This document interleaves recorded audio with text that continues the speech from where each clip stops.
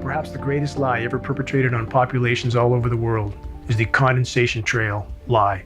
What we're seeing in our skies is not condensation. It's sprayed particulate dispersions with very few exceptions. They shouldn't be there. Jet engines burn clean. So if there's anything coming out of them, it's an additive.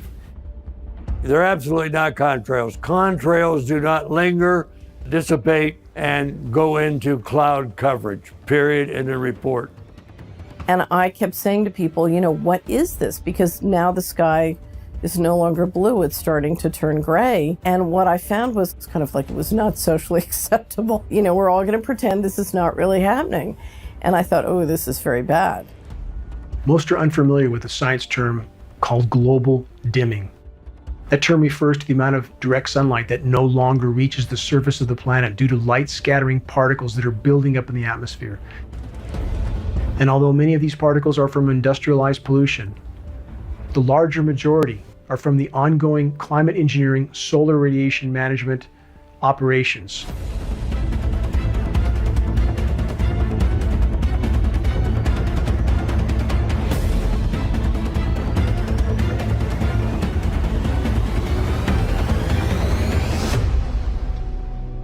This engine, a high bypass turbofan jet engine, this is the engine that is on all military tankers and all commercial carriers, is in essence a jet-powered fan. 90% of the air that moves through this engine is non-combusted. This engine by design is nearly incapable of producing any condensation trail except under rare and extreme circumstances. And again, we have film footage of aircraft flying at altitude with nozzles visible, turning on and off. That is the end of the argument. Since even before man could fly, there was an effort to try to modify the weather. We have weather modification patents going back 100 years plus. These are historical films of what can be done with a biplane, a small biplane that carries a very small payload. And that much can be done. How much more can a fully loaded military tanker, KC-10, KC-135, C-17 Globemaster, how much more material can they put in the air? About 500 times more with a single tanker. In regard to the condensation trail narrative, many refer back to the trails left by World War II bombers as proof that we are only seeing condensation trails in our skies. But GeoEngineeringWatch.org found on military archives film footage, which we posted, of World War II B-17s at altitude turning off a sprayed dispersion. We know that climate engineering was deployed immediately after World War II, so testing was absolutely ongoing. Clearly, these bombers were used for beta testing. Film footage proves it.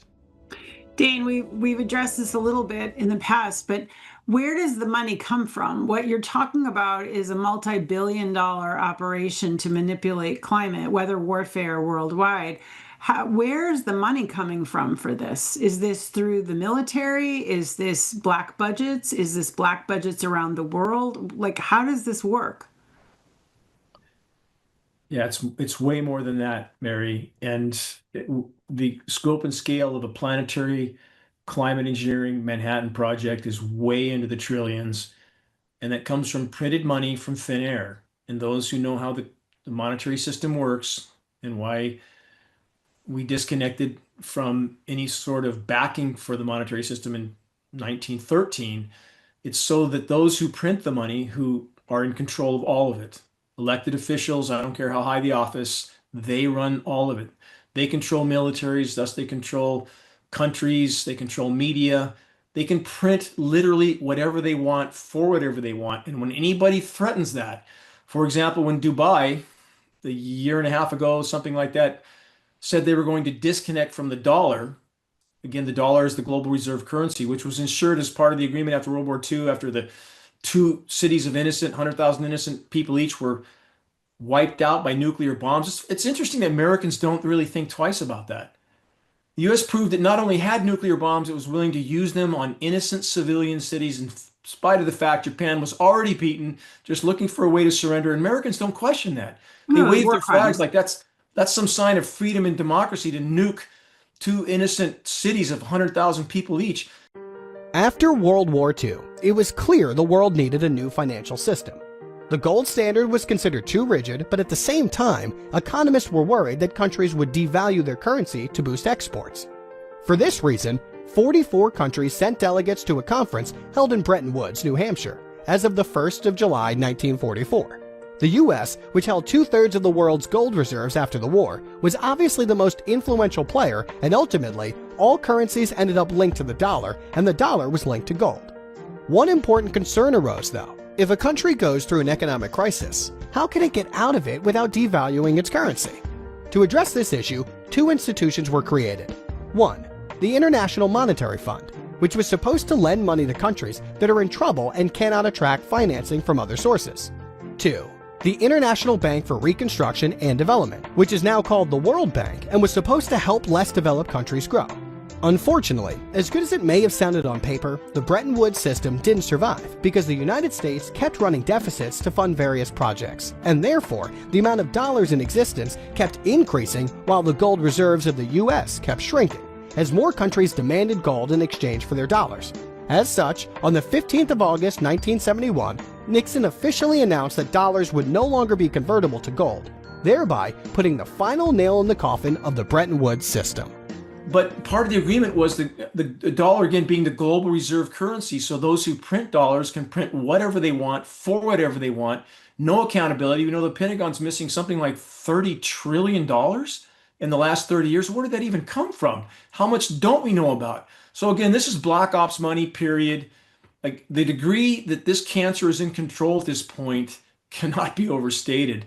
And this cancer is completely committed to maintaining that control, even if they only have ashes to rule over. People need to realize that. And Mary, I'm sure hear people say, well, climate engineering can't be going on. They wouldn't do this to themselves, right? You must hear that. Sure. The proverbial they, and who are they? Again, the central bankers, those who run the monetary system. But as I've given before, the examples of what they've already done to themselves. We have the nuclear detonations, 2,400 nuclear bombs, that's contaminated the entire planet. We have Project Starfish Prime and Project Fishbowl that has damaged the magnetosphere. We have nuclear power plants. Fukushima's no end in sight, no technology to fix it. That's an ELE, extinction level event by itself, if other factors don't do the job first. And we have 442 more new plants with 60 more being built, all of which will go into meltdown as society collapses. Can the planet survive 442 Fukushimas? Obviously not. We have nuclear bombs enough to destroy humanity about 1,000+ times over. Again, there's no sanity here. No. So the bottom line is they have already done this to themselves. They continue to do it to themselves. Does an addict care that the next fix might kill them? No. They're not going to stop the addiction. They're not going to let go of their power in this case. So again, people need to realize, if we're here for a reason, is it not to fight for some sort of future for our posterity? Is that not a primary reason to exist? So while people are tailgating at football games and waving their flags and pretending if they just elect their next political puppet, everything will work out fine, how's that going so far? Lot to do, Dane, for sure. Well, thank you so much. Your insights are really critical. Looking forward to talking with you again soon. Thank you.